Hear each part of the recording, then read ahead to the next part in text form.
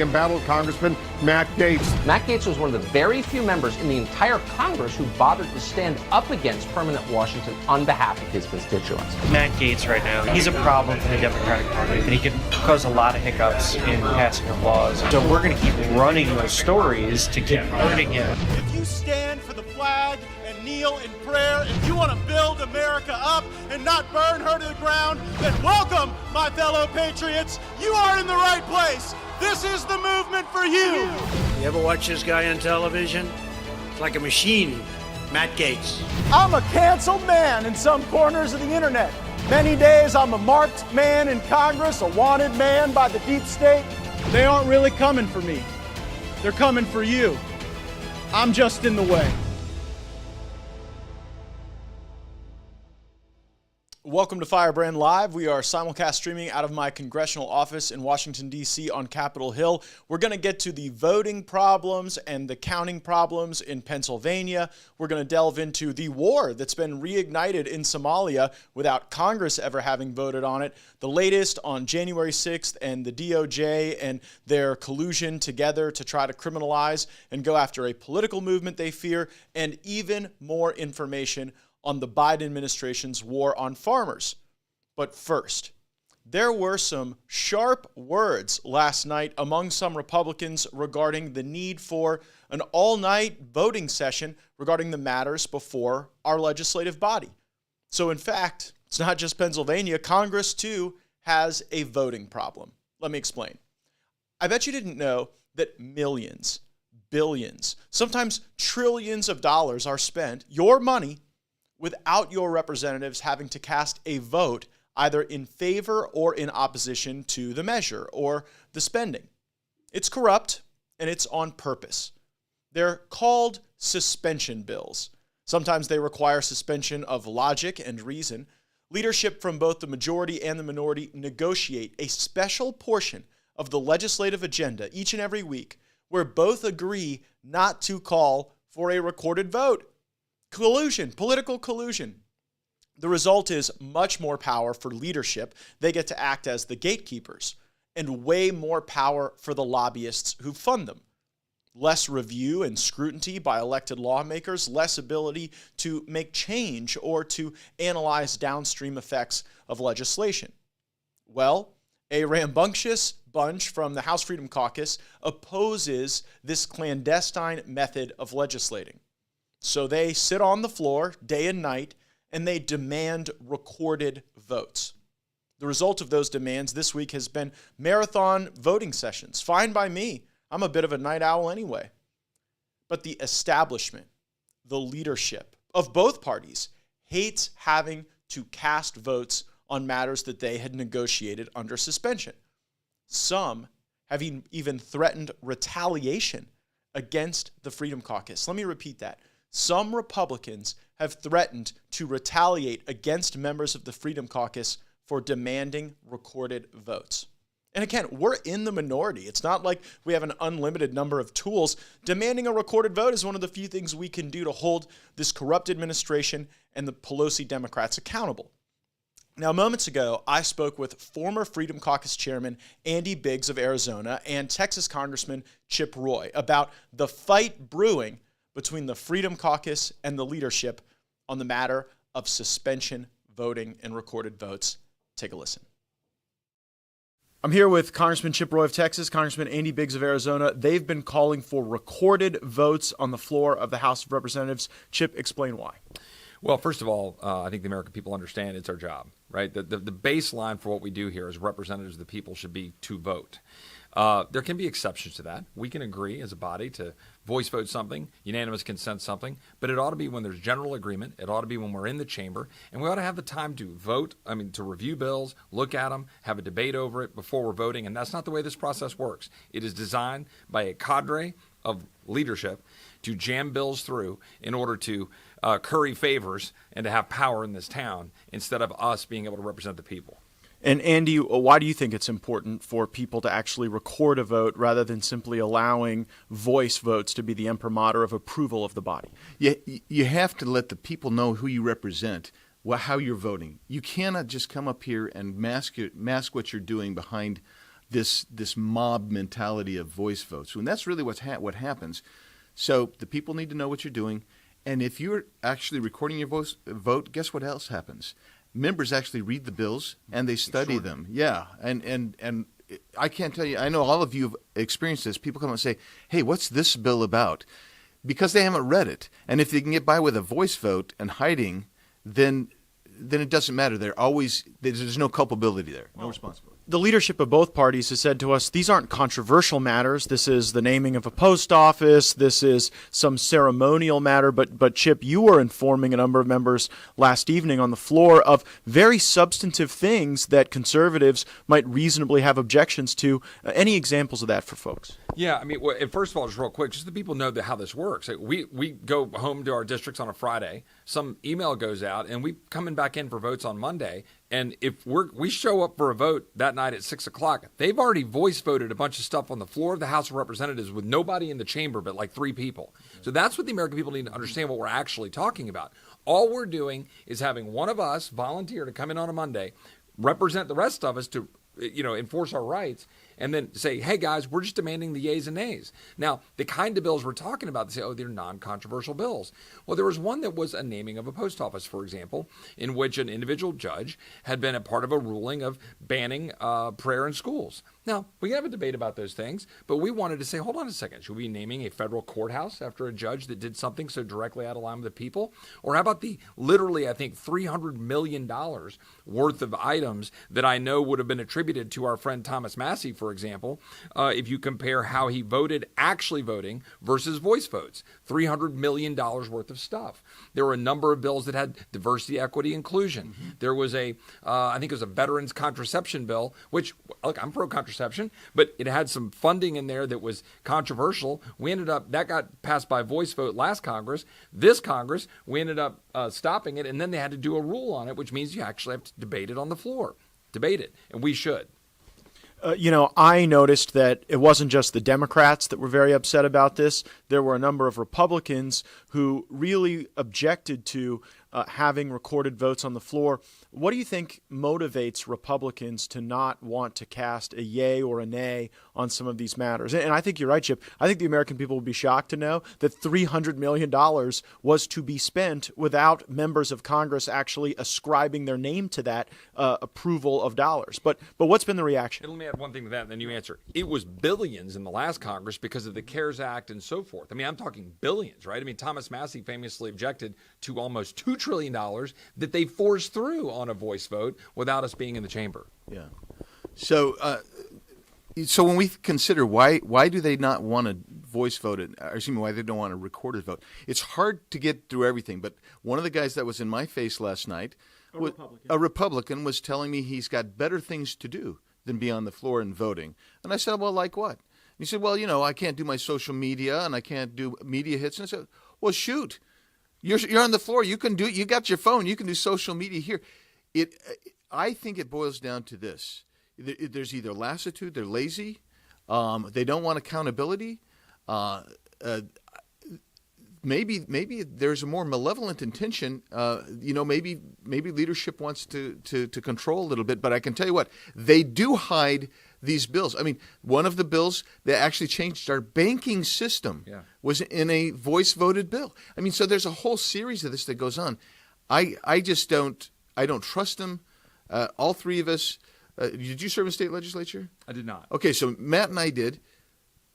Were you ever able to hide just behind a voice vote? It was always, we called it the Board of Truth, is what we called it, because you were going to be recorded. Because people say, oh, yeah, I'm with you. And then all of a sudden, they're not with you.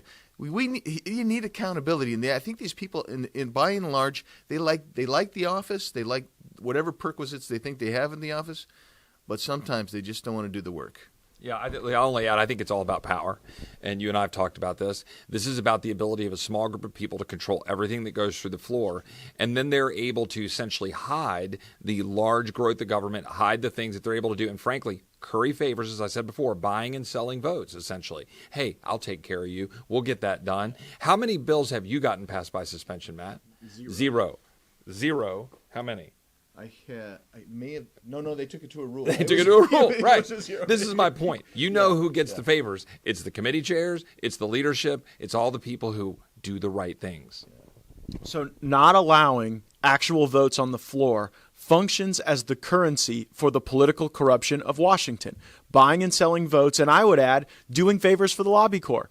The lobby corps gets a lot more votes on suspension than any of the three people at this table, and nobody elected them. And so I want to express my gratitude to Congressman Roy, Congressman Biggs for actually calling for votes. And I don't think anyone in Congress should be ashamed or inconvenienced by that which is our job. So I'm grateful for the two of you. I'm grateful for the Freedom Caucus showing leadership on this. And you know what? If it makes the establishment and the leadership and the lobbyists uncomfortable to have recorded votes on that board of truth, then so freaking be it. Thank you guys for joining me. Thanks, Matt. That's Chip Roy and Andy Biggs making the accusations of laziness, lack of accountability, leadership control, centralization of power, and they're not making those accusations against the Democrats. They're making those accusations against the Republicans who feel particularly aggrieved when they are required to cast a vote. We got the live stream, we got the live chat fired up. A lot of you weighing in on Getter, Victory Rider saying that suspension makes for corruption, and I agree with that. And on Facebook, Charlotte Curry saying the Democrats are evil, which may or may not be true, but certainly when Republicans are working in concert with the Democrats to prohibit the transparency and accountability and oversight that must be central to the mission of the minority, we have a problem not just with the Democrats, but with the uniparty, with the corrupt collaboration that oftentimes leads the American people, but leaves them behind. And it's really unfortunate, and I completely stand with my colleagues Chip Roy and Andy Biggs and anyone that wants to make Congress actually get back to doing its job and not just trading favors with the leadership and doing the bidding of the lobby corps. Now, to get great representatives, in order to do that, to have a body full of more folks like Chip Roy and Andy Biggs, we must have fair elections. A lot of folks in the comments talking about the 2,000 Mules documentary. Believe me, this is very big. We've already made a lot of hay about this film by putting some of the content out on our platforms. And I've been in discussions with Dinesh D'Souza, who's the producer of that film, regarding the critical next steps to get Congress activated and informed and to find somebody in some state, in some law enforcement capacity, willing to take this evidence and then trace it back to these nonprofits that were laundering ballots. I mean, I'm good friends with Dinesh D'Souza. I think he's a great intellect, a great commentator. I think it's a great film. But if there's any criticism of 2,000 Mules, it's that it lets a lot of these ballot stash houses off the hook. We know that there were groups, for example, just in my state, like Andrew Gillum's group that he stood up to, Stacey Abrams' eyes, the state of Florida. They were, in many cases, submitting fraudulent requests for absentee ballots that they were going to use to taint the election, to empower the mules, to give them the votes, and then to drop them off at the ballot boxes that Mark Zuckerberg got a lot of government entities to put in as a condition for the funding that he wanted to provide. So it's a full ecosystem of fraud. 2,000 Mules is part of it. But another part is the total failure of the elections infrastructure in some states to actually be able to effectively conduct elections, count the votes, and deliver a timely result. Check out this news report on what's going on right now in Pennsylvania. Begin our election coverage with the Pennsylvania U.S. Senate race. It is too close to call between the top two candidates, and it may stay that way for some time with mail-in ballots still left to be counted. Here's where the race between Mehmet Oz and David McCormick stands right now. Both are at 31%, with Oz leading McCormick by just over 2,600 votes. They have exchanged the lead throughout the early morning hours. Some precincts waited until today to start counting mail-ins. And then there is the issue in Lancaster County. It could take days to process at least 21,000 mail-in ballots there that cannot be read by a machine due to an ID error. The department recommends the best practice of assigning two-person teams to hand mark new ballots. One will read out the markings from the original ballot. The second party will mark the ballot. There is also an observer who watches the process to make sure that the remarked ballot is accurate. The tight race between Oz and McCormick could trigger an automatic recount if the winning margin is within 0.5%. Acting Secretary of State Lee Chapman is required to order the recount no later than 5 p.m. on the second Thursday following the election. Recount? They haven't even finished the actual count, and it's the day after the election. Pennsylvania has a vote counting problem, and it spans multiple elections, and it should be fixed. Of course, it involves vote by mail, which is the easiest form of voting to infect with fraudulent ballots. 2,000 mules was one example of that. I mean, where do you think those ballots came from that ended up getting muled into those boxes? They were vote by mail requests. So that's a key link in the ecosystem of fraud. We still don't know who won the Senate GOP primary in Pennsylvania the next day. The problem in Pennsylvania lies with how the vote by mail votes are counted. I don't care if Republicans made these rules. Matter of fact, if Republicans in the Pennsylvania legislature voted for this crazy system, then they should change those laws. And here's how it works, right?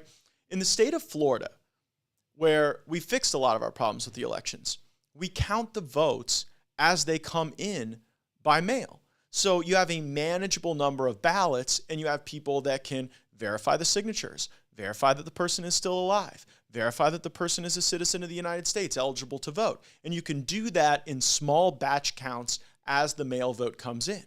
Now, do they do that in Pennsylvania? No. As the mail comes in, oddly, they stack up in boxes like hundreds of thousands of vote by mail votes, and they do nothing with them, leaving them vulnerable to fraud or tainting or infection or bad chain of custody until Election Day. And then only on Election Day do they actually open the mail and start counting the votes. And so, of course, then it's total pandemonium.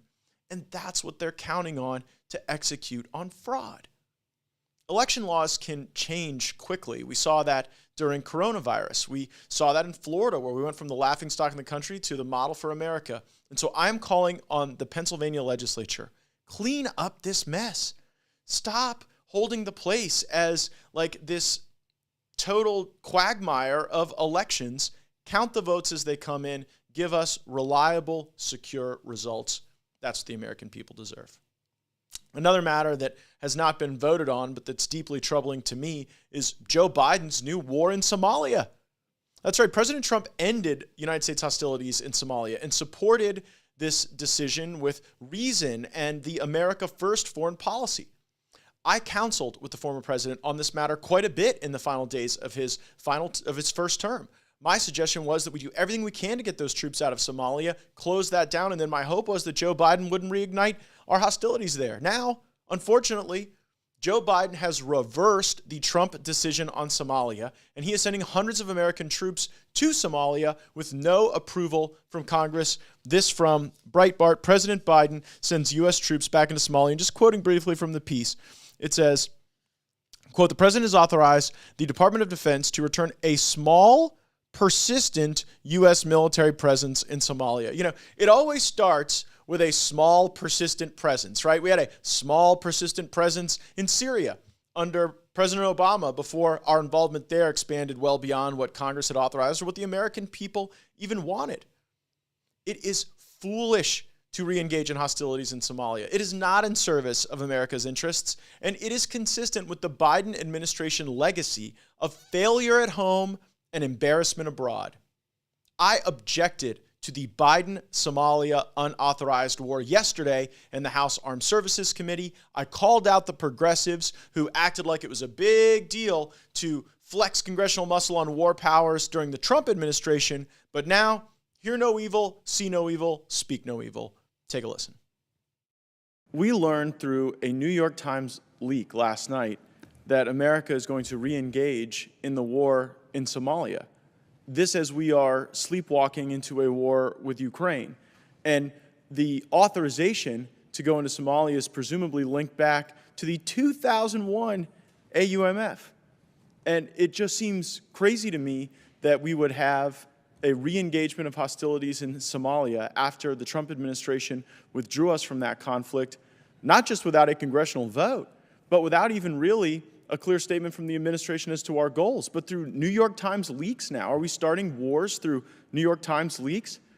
I think there are fewer members of Al-Shabaab than there were like viewers of CNN Plus. and yet here we are re-engaging. We are at a briefing, I understand, on the Army's military modernization. Sadly, despite the good and needed efforts here, the Army that we've modernized the most is the Taliban's during this administration. It's probably not even close. And I used to be able to count on progressives in the Congress who joined me in opposing a war in Yemen, who joined me in pushing back against presidential war powers with Iran, who agreed that it would be crazy to start World War III over the Kurds. But on the issue of Ukraine, the progressives are signed up for the $40 billion plus to fund the war. We didn't hear peep from them on Somalia. I mean, progressives in the House were anti-war on matters that related to the Middle East, but presumably not on similar matters that relate to Europe and Africa. And so I know it's not particularly pertinent to the modernization of the Army, but we are having to make zero-sum funding decisions. I think many of the projects we've been briefed on today are critically important to preserve our ability to fight our pacing adversaries. And when we get into these like skirmishes and sand dunes all across the world, I think that it deviates from the important work that the subcommittee is being briefed on today. War without winning. War everywhere, victory nowhere. That's the Biden foreign policy. We're back streaming live in my congressional office on Capitol Hill. We are on Getter, we're on Twitter, we're on Rumble, YouTube, Facebook, Instagram. Make sure you have notifications turned on because we don't go live at the same time every day. This way, you will be the first to get this critical information. You'll know exactly what's happening in the United States Congress. And leave us some comments. The comments are fired up in Pennsylvania. We have got a lot of Pennsylvania viewers today. We've got Mike saying, I've seen them cheat with my own eyes.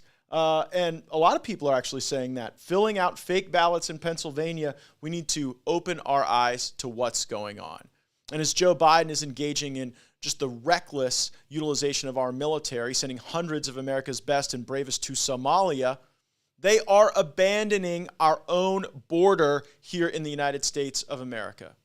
Homeland Security Secretary Ali Mayorkas testified before the House Judiciary Committee that he has, quote, operational control of the border. If you have eyes and ears and can watch any type of news, you know that is obviously bullshit. 234,088 people were encountered at the border just in April. It is the most in a single month in America's history. But operational control, am I right? 117,000 of these people were released into the interior of our America. And they call us racists if we argue that these policies are harmful to Americans of all color and kind. Well, you know what? If we love this country as we should love our border. And when we have these historic invasions, when we have these numbers like we've never seen before, it shows that the word is out, not just in Latin America, but all over the world, that our border is a turnstile. They have no operational control. If this is their definition of operational control, the most people ever in a single month encountered, 117,000 released into our country, that, by the way, will like never have to go home, then they don't even know what operational control means. It's on purpose. They're hurting us. Another bad element of the week for the Department of Homeland Security has been the Ministry of Truth. You've seen Secretary Mayorkas testify about the need to have the U.S. government fight disinformation. And don't worry, if you encounter something that isn't factual, the Department of Homeland Security, Ali Mayorkas, the person who cares nothing for our border, he's going to be there with his Ministry of Truth to save you from disinformation. Well, hot breaking news right now. RIP to the Ministry of Truth. That's right, Secretary Mayorkas putting out word that the Disinformation Board, chaired by Nina Jankowicz, is now officially on pause. And I want to thank the American people for this, because you see, what's going on with the Ministry of Truth and COVID disinformation and deplatforming and targeting political movements, it's all connected. But this Nina Jankowicz was such a nut. And you all saw that, and you amplified it, and you exposed it. And then, you know what? The Biden team, they saw the polling. They saw that the American people don't want to be told what's true or false from a bunch of woke-topians. And the result has been that they back down. So you see, you do have agency. We have a say in what goes on in our government. Too often, the Republicans up here in Washington think that, well, we're just relegated to the minority, so there's nothing we can do. No, we can do the oversight. We can expose the terrible decisions that are being made, the people that are being given the imprimatur of government to harm our fellow Americans. And when we do that, we can actually get some wins for our people. It's a win that the Disinformation Board has been put on pause. It should be relegated to the dustbins of history, and all the better for it.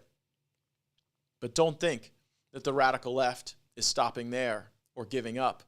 There's been a whole lot of activity with the January 6th committee as they prepare for public hearings in the summer and fall to lead up to the midterms. Why? Because the Democrats and their sad little Republican puppets, Cheney and Kinzinger, well, they know that there's not really an agenda or a narrative that the American people will run to vote for Democrats in the upcoming midterms. And so they're trying to scare people. They're trying to act like anyone who is MAGA or ultra MAGA, we covered that in our last episode, they're dangerous. They could harm you. They're bad for our democracy and our politics. Nonsense. Many in the media and on the political left have been calling for greater criminalization of political activity from January 6th and beyond. Frank Figliuzzi is a frequent guest on MSNBC, and admittedly, while they call him a former prosecutor, he's a total hack. But just listen to him today on Morning Joe. We'll break it down on the other side of the clip. NBC News has confirmed that the Justice Department asked the House Select Committee investigating the attack to share transcripts from their closed-door interviews. The committee's chairman, Congressman Betty Thompson, says his panel is willing to talk to the DOJ, but they cannot give investigators full access to their work just yet, and labeled the request premature. The Justice Department has already charged nearly 800 people in connection with the attack. More than 280 have already pleaded guilty. Joining us now, former Assistant Director for Counterintelligence at the FBI and MSNBC National Security Analyst, Frank Figliuzzi. Frank, first of all, how big a development is this? And I guess, can they say, no, we won't give you the documents? All of this tension and frustration we've kind of sensed between the committee and DOJ may have been a deliberate effort by DOJ to stay out of the business of the committee, to avoid any public perception that the committee is dictating to DOJ or vice versa. DOJ is allowing the committee to do their investigative work for them. I don't think that's the case. I think it's a deliberate DOJ doing their thing, committee doing their thing. And now to your question, can the committee say no? They have, but they haven't. Can the committee say no? You know what? That's not going to happen. We've got William Ross on Facebook who says, well, can they run the Ministry of Truth in secret? We've got to watch out for that. Very good note, and we'll keep you posted. But it leads into this discussion with Frank Figliuzzi. You see, the January 6th committee has functionally been operating in secret with a large number of their depositions and investigation materials and review of documents. And they learned something during the Ukraine impeachment, during the failed, aborted Russia hoax impeachment.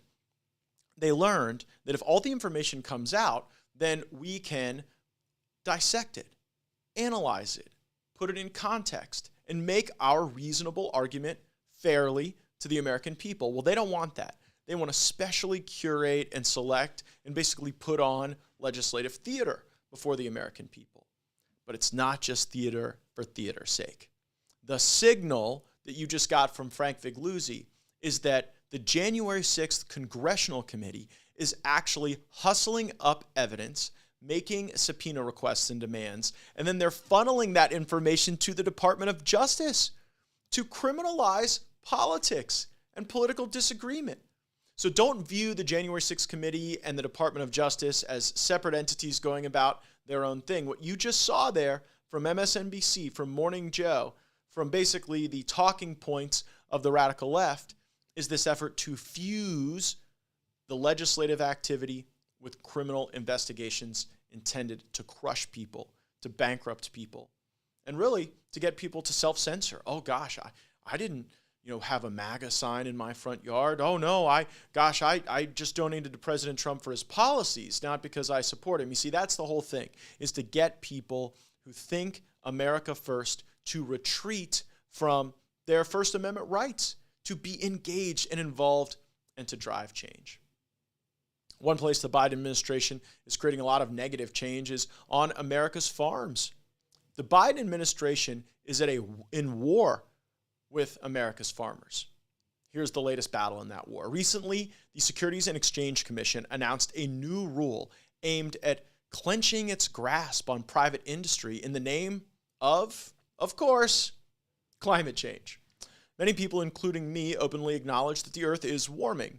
You may remember my Green Real Deal legislation, which calls for free market solutions to address and mitigate carbon emissions. By contrast, the Biden SEC is attempting to transform the Securities and Exchange Commission, an independent federal regulatory agency charged with protecting investors and maintaining fair and orderly functioning marketplaces, facilitating capital formation, into the Scientific Environmental Committee. This is the latest attempt by Joe Biden through this appointed SEC chair, Gary Gensler, to politicize innocuous federal agencies and to convert them into arms of the woketopia for enforcement. This climate rule harms businesses in America, especially the smallest businesses who don't have economies of scale to manage these extraneous and unnecessary burdens of reporting and greenhouse gas emissions and assessment of physical risks to their operations from natural disasters. They even want in this rule for businesses to assess their transition risks as a result of climate change. And again, this isn't just like the biggest companies. Oftentimes, smaller companies want to be in the position to be acquired, and so they have to start complying anyway. The SEC estimates that the SEC estimates that their plan will raise top-line compliance disclosure costs from $3.9 billion to $10.2 billion. That's an average of $420,000 a year for a publicly listed company. You know who stands to lose most from this rule? The farmers, who have already been the victim of increased tariffs on fertilizer imports and sanctions that they're oddly having to pay the price for. The increasing price of essential agricultural inputs has also been very damaging to our farmers. We did a segment on this with Shannon Nixon from Nixon Farms from our district. You should check it out. Now, as for reporting greenhouse gases, there are basically 3 scopes that are mandated in this new rule.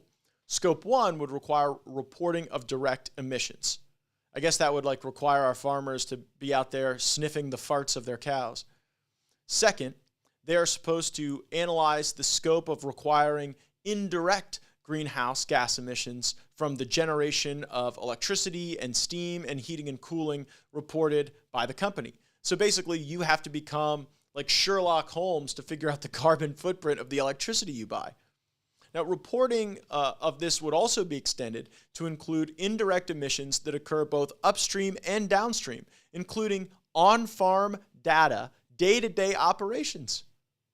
This would happen for all publicly listed agriculture companies of varying sizes, and the recording requirements are burdensome, costly, and unnecessary. Now, why are they doing it? Are they trying to push medium-sized, small farms out of business? Are they trying to stop them from being able to be acquired? Are they stopping them from being able to exist and pass along from one generation to the next?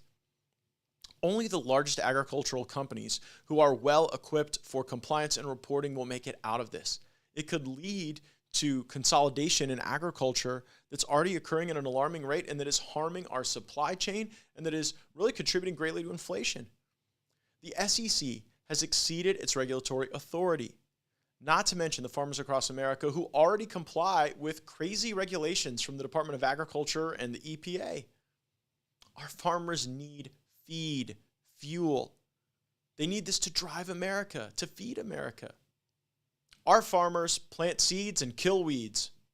And bureaucrats in the grimy halls of DC and New York are great at inventing rules and restrictions, but I wouldn't count on any of them to make our food unless you want a diet of nothing but the Impossible Burger.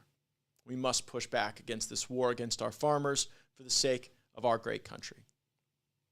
One other thing I wanted to note before we check out today, there's been an explosion in congressional podcasts, and I think that's a great thing. The reason we give you these reports is because we think that our constituents deserve a direct, unedited version of what the heck is going on in Washington, D.C. We're here to pull back the veil and let you know what's up.